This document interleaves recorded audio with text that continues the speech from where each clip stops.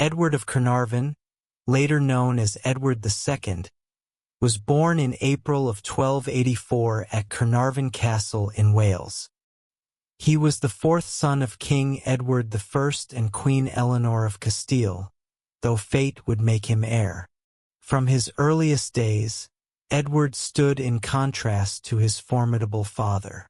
Edward I was a warrior known to his enemies as Longshanks, a towering figure who conquered Wales and fought Scotland with iron determination. His son, by comparison, seemed softer. Where the father loved the clang of steel and the order of campaigns, the son loved music, laughter, and the warmth of companionship. The contrast was not lost on the courtiers who observed him as a child. Some whispered that the boy would not match the greatness of his lineage. Yet no one could have foreseen the strange path his life would take, a path marked by intimacy, betrayal, and a death shrouded in legend. Growing under the gaze of Edward I was no easy task. The king was stern, his expectations severe. He demanded obedience not only from his knights but from his children. Edward II struggled under this weight. He was not unintelligent, nor without charm, but his preferences clashed with his father's vision of kingship. He enjoyed rowing small boats upon rivers, tending to simple labor, and mingling with craftsmen. He delighted in plays and minstrels, even digging ditches with peasants when the mood struck him. To the old king, such hobbies were unbecoming of a prince destined to inherit the throne of England. A gap widened between father and son. The elder Edward desired a warlike heir, a man fit to carry England's sword across the borders of Scotland and France. Instead, he found a boy who dreamed of friendship and song. Around 1300, Edward's life changed forever. It was then that he grew close to a Gascon knight named Piers Gaveston. Gaveston was bold, witty, and striking in appearance. He carried himself with a confidence that enchanted the young prince. Their friendship blossomed quickly into something deeper. Chroniclers of the age, bound by their own prejudices, hinted darkly that their bond was unnatural. Some described Gaveston as the idol of Edward's heart. Whether their relationship was romantic or simply an unbreakable brotherhood, one truth became clear. Edward adored him. He showered Gaveston with gifts, jewels, and lands. He elevated him above nobles of long-standing bloodlines. This favoritism, reckless and unabashed, sparked jealousy and fury among England's barons. To the lords of England, Gaveston was an outsider. He had no great family to boast of, no claim to ancient heritage.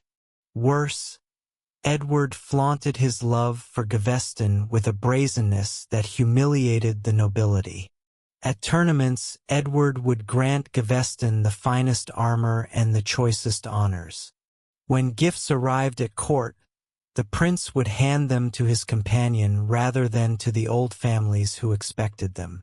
The barons muttered with contempt. This was not the behavior of a king in waiting. This was indulgence, folly, and insult. The seeds of Edward's downfall were being sown even before he wore the crown. In 1307, Edward I died. His great campaigns against Scotland unfinished. His stern rule ended. The crown passed to his son. Edward II, at the age of 23, was now King of England. Where his father had demanded obedience, Edward offered generosity. Where his father had been severe, Edward was indulgent. For the common folk, this gentleness could be a relief. For the lords, it was weakness. At his coronation, Edward stunned the gathered nobles. Instead of showering honors upon England's oldest families, he granted them to Gaveston. He even had Gaveston carry the crown's jewels, a role traditionally reserved for princes of the blood. The insult was clear. A Gascon knight now stood where dukes and earls once did. From that day, hatred of Gaveston became hatred of Edward himself. Yet Edward cared little for the whispers. He loved Gaveston too fiercely to bend to convention. The two spent long hours together, feasting, laughing, and plotting against the nobles who despised them.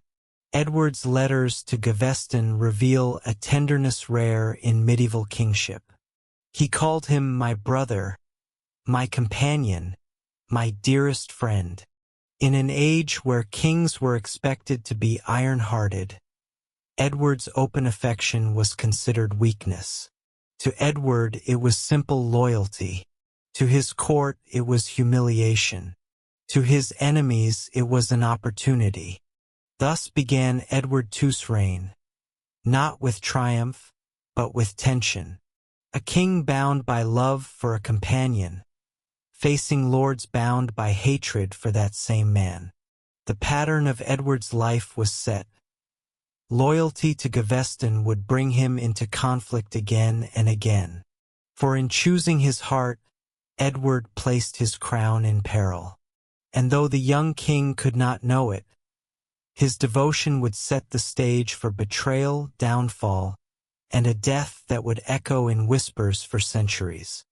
When Edward II ascended the throne in 1307, one of his first duties as king was marriage. Diplomacy required it, and politics demanded it. His choice, or rather the choice arranged for him, was Isabella of France. Isabella was the daughter of King Philip IV of France, a monarch feared across Europe. Known as Philip the Fair, her father was ruthless, calculating, and powerful. By wedding his daughter to Edward, he secured peace between England and France, at least on parchment. The union was celebrated with pomp. Chroniclers praised Isabella's beauty, describing her as the she-wolf of France in later years. Though in youth she was admired for her poise and grace. She was 12 when betrothed, and by the time she crossed the Channel, she entered a world already shadowed by Edward's devotion to another. At first, Isabella played her role dutifully. She bore herself with regal dignity, and though young, she understood the games of power. But soon she realized her position was not what she expected. Her husband's affection was not hers alone. Edward's heart remained bound to Piers Gaveston, and after Gaveston's tragic fall in 1312, another companion rose to take his place, Hugh Despenser the Younger. Despenser was cunning where Gaveston had been flamboyant. He cared less for music and feasting, and more for power and wealth. He wormed his way into Edward's trust, whispering counsel into his ear, feeding his insecurities, and demanding lands and titles for himself. Isabella, sidelined once more, felt both humiliated and endangered. She was queen, yet she was treated as little more than a pawn at court. Hugh Despenser the Younger and his father, the elder, became the true rulers of England during Edward's reign. With Edward's blessing, they seized lands from rival barons, enriched themselves with estates, and punished those who dared oppose them. Their greed knew few limits. Noble families found themselves dispossessed. Enemies of the Despensers were imprisoned or executed under false charges. Even the great earls of England began to stir in rebellion. But Edward clung to Hugh with fierce loyalty. To the king, Despenser was not only a trusted advisor, but a companion who filled the void left by Gaveston's death. To the realm, however, Despenser was a tyrant in all but name. Isabella endured insult upon insult. Her lands were seized and handed to Despenser's allies. Her retainers were dismissed. Even her children were, at times, kept under watch, as if she could not be trusted. She appealed to her husband, but Edward remained blind. His heart overruled his reason. His dependence on Despenser deepened, until Isabella found herself not queen but prisoner within her own court. Humiliation turned to bitterness.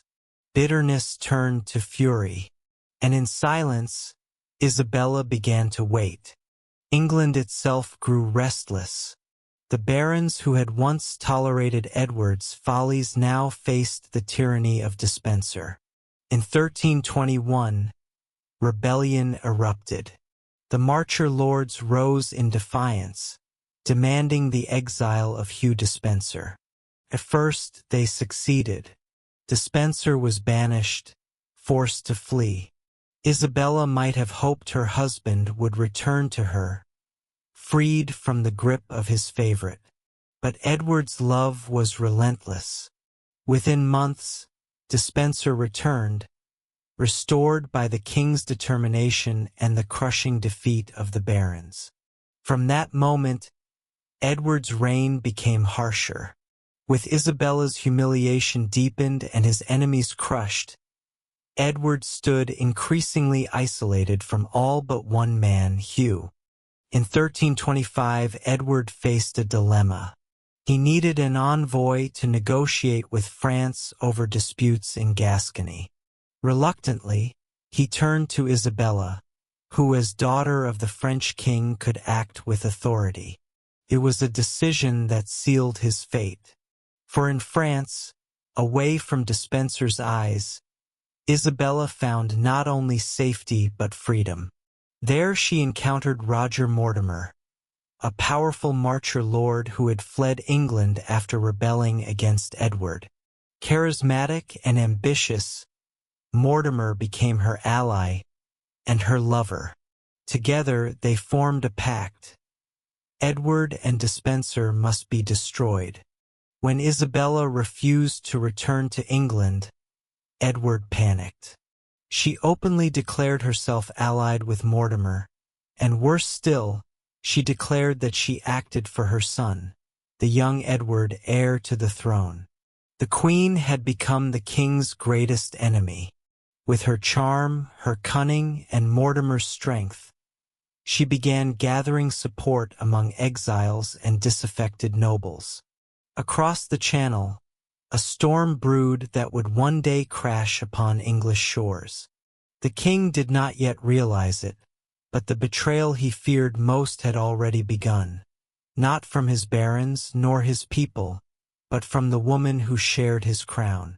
From the moment Isabella declared herself an enemy of her husband, Europe began to watch. A queen in open defiance of a king was no small matter. In the courts of Paris, whispers spread. The English queen had found her voice and her sword. Isabella and Roger Mortimer worked tirelessly to gather allies. Disinherited English lords, exiled knights, merchants ruined by Despenser's greed. They came to her cause one by one. They saw in Isabella not only a wronged wife, but a banner under which justice might be restored. Gold flowed from sympathetic nobles. Ships were quietly prepared in the Low Countries. Arms and armor were bought in secret. Isabella moved carefully, always cloaking her actions under the guise of diplomacy. Yet behind her calm demeanor, a storm of vengeance gathered strength. Isabella's greatest weapon was not Mortimer, nor her noble allies. It was her son, Prince Edward. The boy, now in his early teens, was paraded as the rightful heir to England. Wherever Isabella traveled, she presented him as the symbol of legitimacy. "I do this," she would declare to her supporters. Not for myself, but for my son, the true king to come. This subtle move struck deeply at Edward II's throne. For who would not prefer a fresh young heir, untainted by scandal, over a broken king shackled to Despenser's greed? Nobles who wavered soon swore allegiance to the prince. Thus Isabella cloaked her rebellion in the language of duty. She was not a traitor, she claimed. She was a mother protecting her child, and protecting the realm from ruin. By late September 1326, Isabella and Mortimer had gathered enough men and ships to risk their bold strike. The fleet slipped quietly from the coast of Zealand, sails catching the autumn wind. Chroniclers record the moment with awe. A queen, her lover, her son, and a band of rebels setting forth to claim a kingdom. Their numbers were small, barely 1,500 men, but their cause carried the weight of justice. And fortune was with them, for the sea lay calm, and the winds carried them swiftly to the English coast. On the 24th of September, Isabella's forces landed at Orwell in Suffolk. There was no resistance. In fact, as the Queen stepped ashore, villagers and townsfolk greeted her not with fear, but with cheers. Word spread quickly. Here was the Queen, returned at last to save the kingdom from Despenser's tyranny. Local lords came forward, offering men and supplies. Within days, Isabella's small band had swelled to thousands. The invasion that should have been crushed at the shore instead bloomed into a movement. England itself seemed eager to cast off Edward and his hated favorite. Far away, Edward II received the news with horror. His queen had landed in Suffolk. His son was with her. His barons flocked to her banner. He turned to Hugh Despenser for counsel. But Despenser, once arrogant, now quailed in fear. They sent out calls for loyal men, but few answered. The great lords of the realm, long humiliated by Despenser's greed, deserted the king one after another. Even Edward's household knights slipped away by night. The king who once ruled England now found himself abandoned, surrounded only by Despenser and a shrinking circle of loyalists. Isabella and Mortimer began their march toward London. At each town and stronghold they passed, doors opened to them.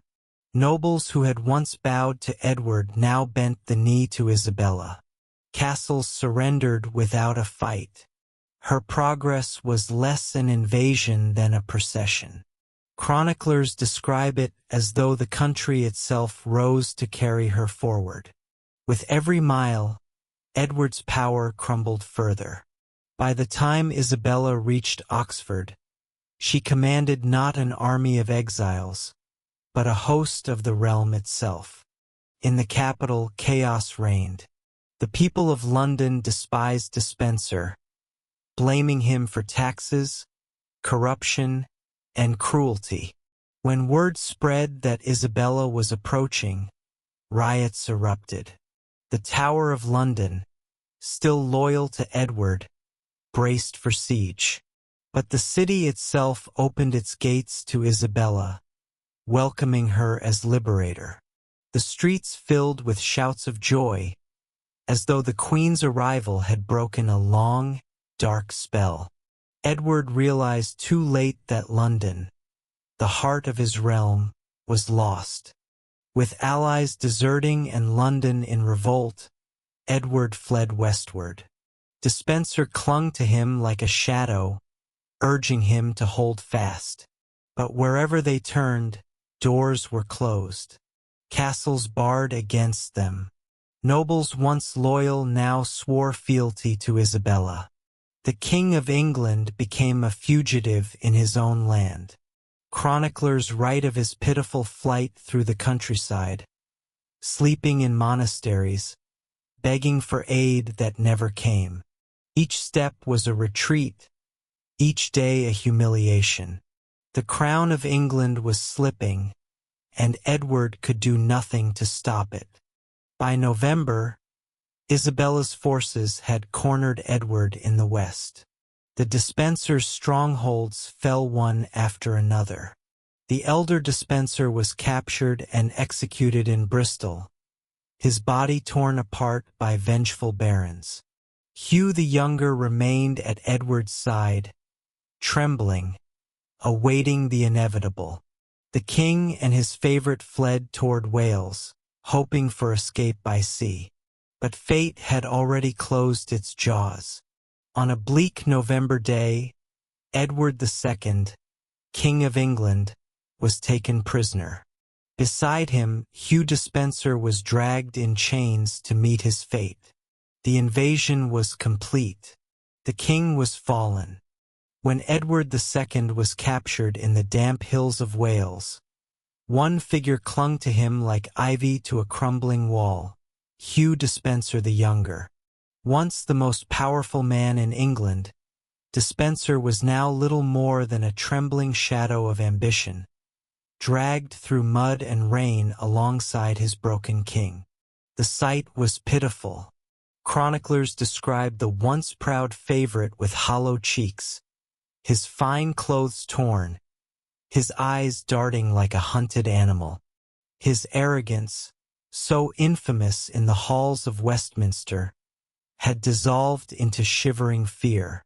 For Despencer knew what awaited him. The hatred of England was no longer restrained. His name was cursed in taverns, spat upon in markets, whispered with venom in noble halls. Now that Isabella and Mortimer held the kingdom, Hugh Despencer's hour of reckoning had arrived. Dragged across the countryside, Despencer and Edward were marched to Hereford, where Isabella and Mortimer had established their camp. The Queen awaited, her banners flying high, her soldiers thick as autumn leaves. Crowds gathered along the roads, not to cheer, but to jeer. Rotten vegetables were hurled. Spit flew. Mothers held up their children and shouted, "See the man who stole England's honor!" The prisoners trudged forward, each step heavy with dread. Edward hung his head in despair. Despencer wept openly, his sobs carrying on the cold wind. At last, the gates of Hereford opened, and the fallen men were thrown into a dungeon to await their fate. In the great hall of Hereford Castle, Isabella held court. She sat not as a grieving wife, but as a queen triumphant, clad in silks, her face stern with righteous fury. Beside her stood Roger Mortimer, silent but watchful, his eyes glinting with satisfaction. The barons gathered around, eager to see justice done. Before them, Hugh Despencer was dragged in chains, thrown to his knees. Isabella's voice, calm but edged with iron, pronounced the charges: theft, corruption, treason, the perversion of justice, the ruin of England. But beneath the legal words lay a deeper truth. This was vengeance. Vengeance for years of humiliation, for Despencer's grip on Edward, for the suffering of a realm. The verdict was never in doubt. Despencer was condemned to die, and not swiftly. His execution would be a spectacle, a mirror of his sins, a warning to all who sought to wield power through greed and cruelty.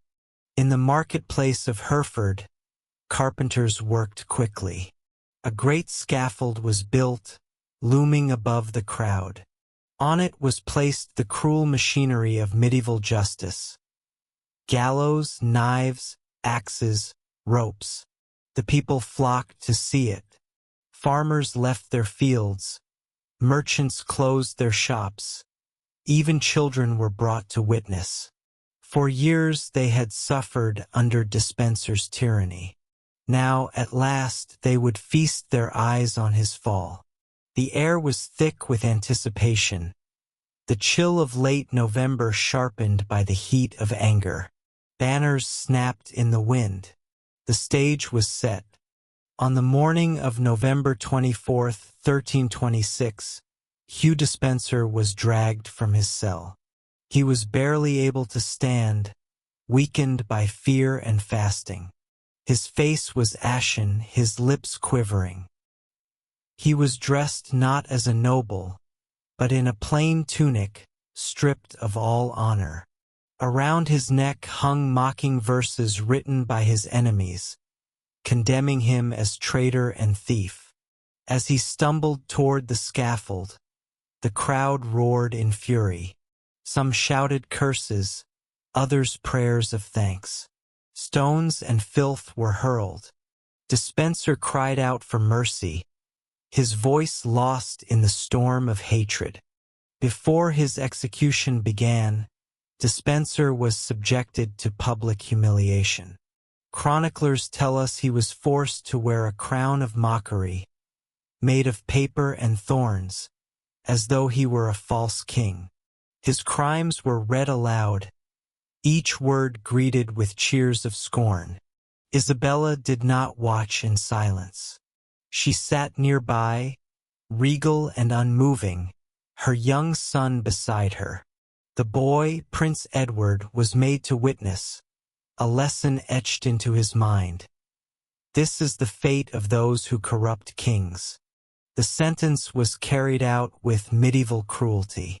Despenser was first hanged, but cut down before death. Then he was stripped and subjected to mutilation, his body torn as the crowd howled with grim delight. Finally, he was disemboweled and quartered, his remains sent to the corners of the realm as tokens of justice. Chroniclers linger on the horror, writing with a mixture of fascination and revulsion.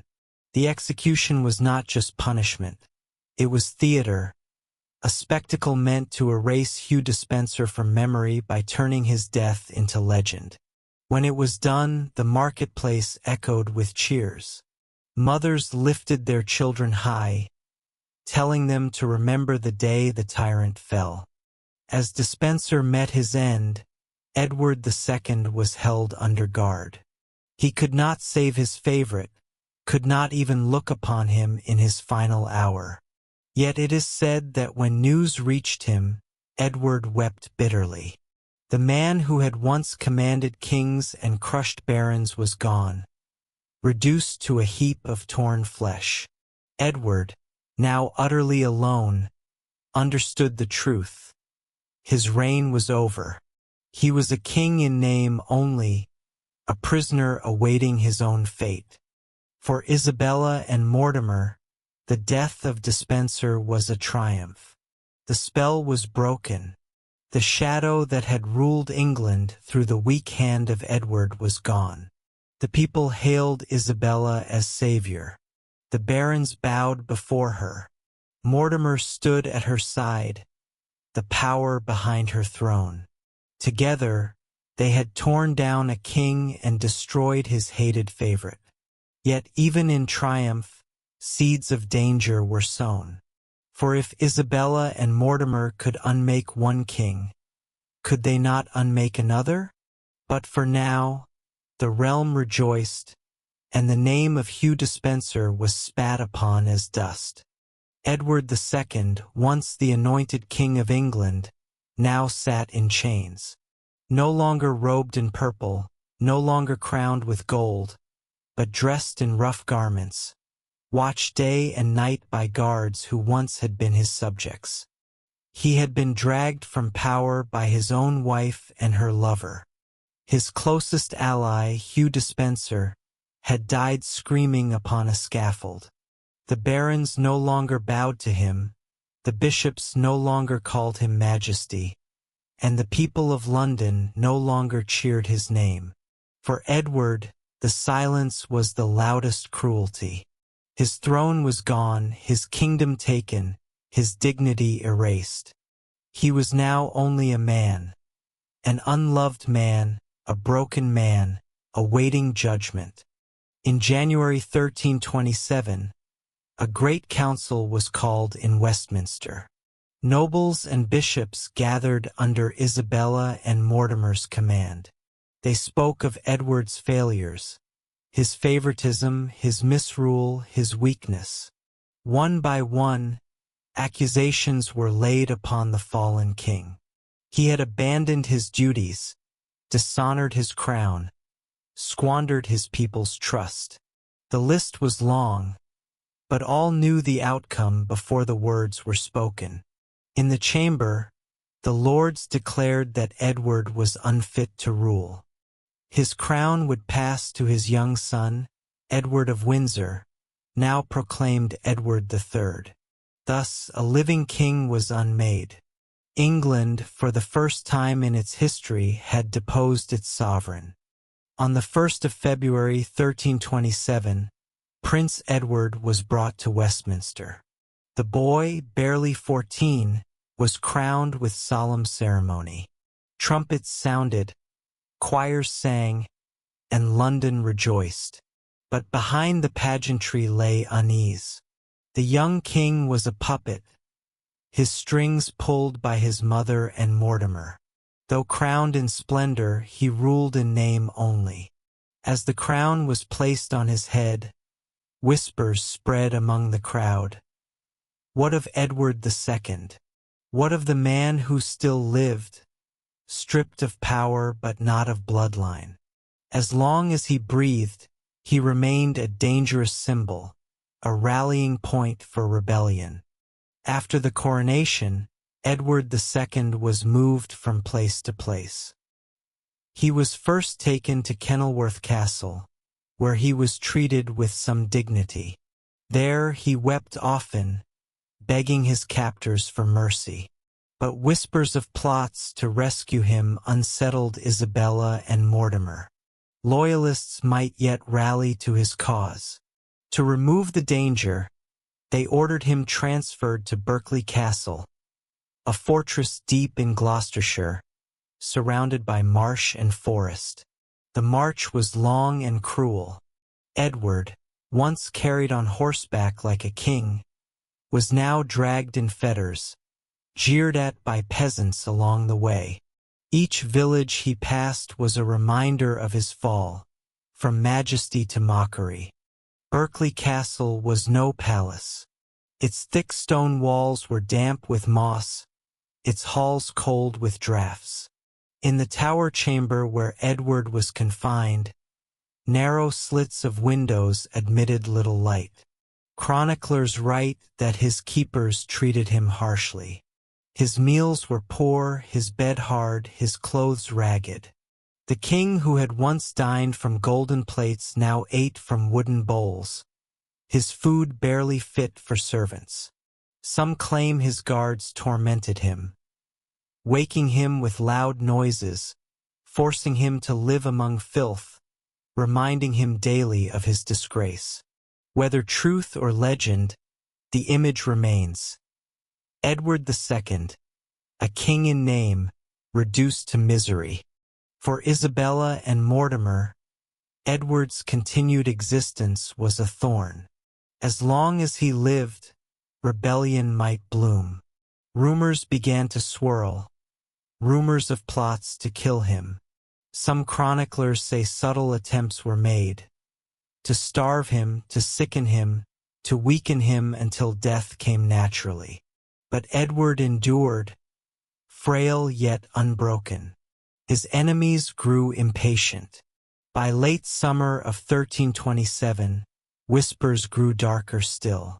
Orders may have been sent from Isabella and Mortimer themselves, cloaked in secrecy. The king must not live. The chronicles differ, but legend tells of a night in September 1327. Guards entered Edward's chamber with grim purpose.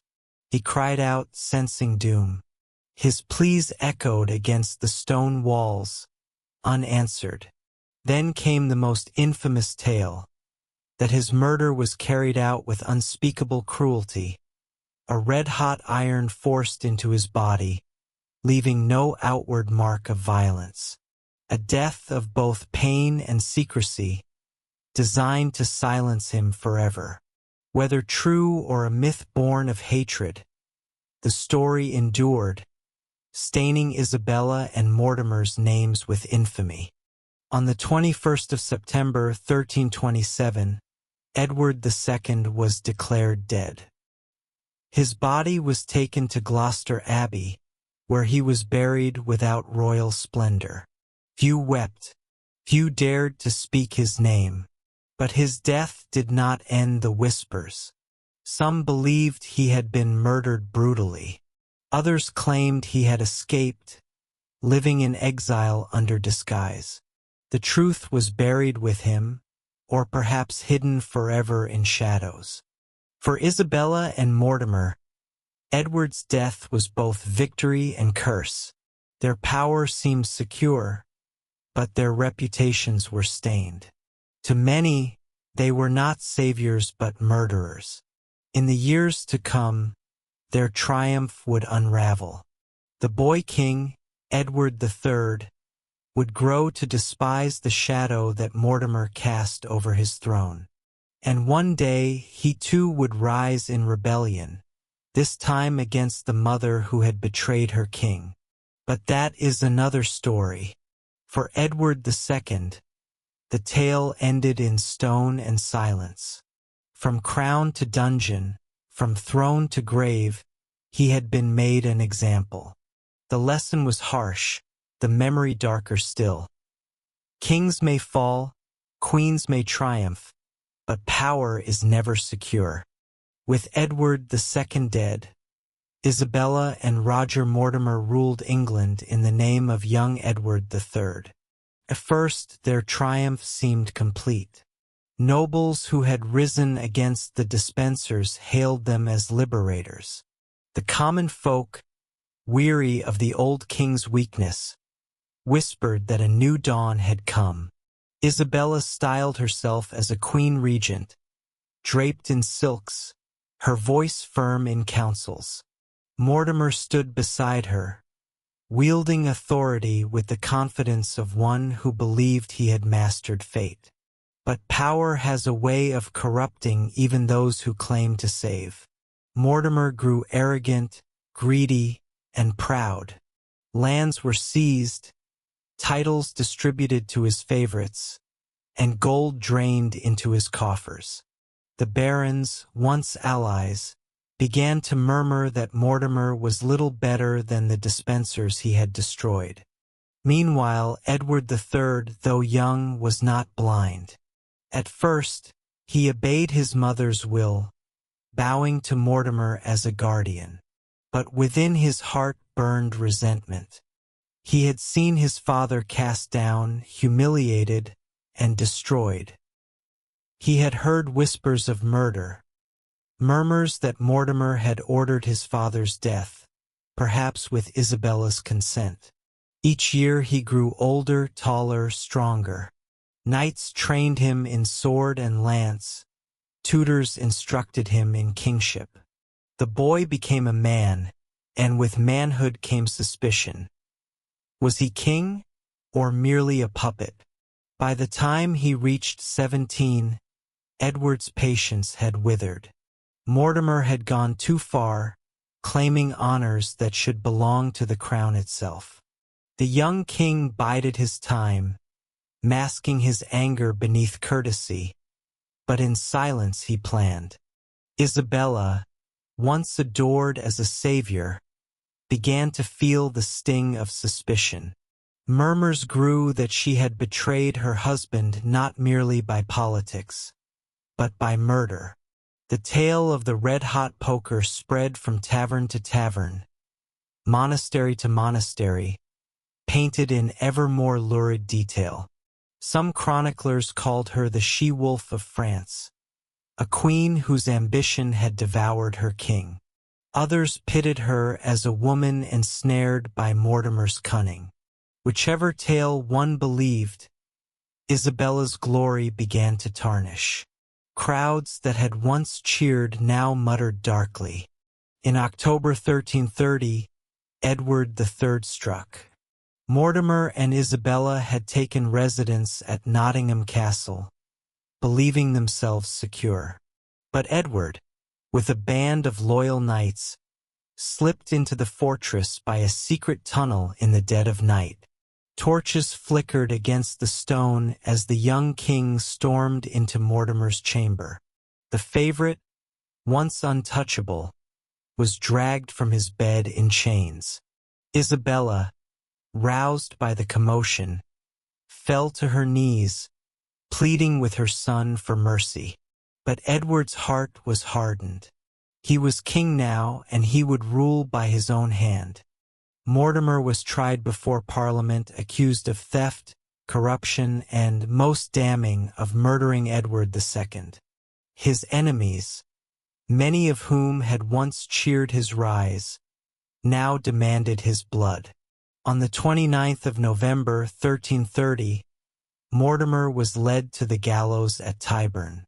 There, before a jeering crowd, he was hanged like a common criminal. No noble execution, no sword or axe, only the shame of the rope. The man who had ruled England through ambition died as a traitor, his body swinging in the cold wind. Thus ended the grasping hand that had toppled a king. Edward III spared his mother's life. Though many called for her death, he could not bring himself to kill the woman who had given him birth. Instead, Isabella was sent into honorable confinement. She lived out her days in comfort, but never again did she hold power. In her later years, she turned to religion, praying daily, perhaps for her soul, perhaps for forgiveness. When she died in 1358, she was buried with honor, but the whispers never ceased. To history, she remained forever the she-wolf, her name entangled with betrayal and blood. What, then, of Edward II? His reign had been marked by weakness, favoritism, and humiliation.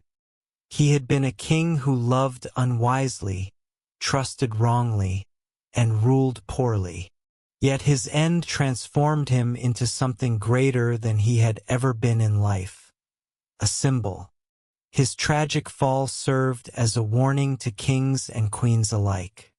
To the proud, it showed how swiftly fortune turned. To the ambitious, it showed the dangers of overreach. To the people, it left a tale told in whispers by firelight, of a king who lost his crown to his queen, and of a death so brutal it haunted generations. Centuries have passed, yet the story of Edward II still lingers. Historians debate whether he truly died in Berkeley Castle or escaped into exile. Poets wrote of his fall, dramatists painted his love for his favorites, and the people remembered the cruelty of his end. His reign is not remembered for victories in battle or for glory in governance. It is remembered for betrayal, downfall, and death, a cautionary tale woven into the tapestry of England's past. And so, as we close this tale, we are left with the image of a king whose voice was silenced, whose crown was broken, but whose ghost walks still in the corridors of history.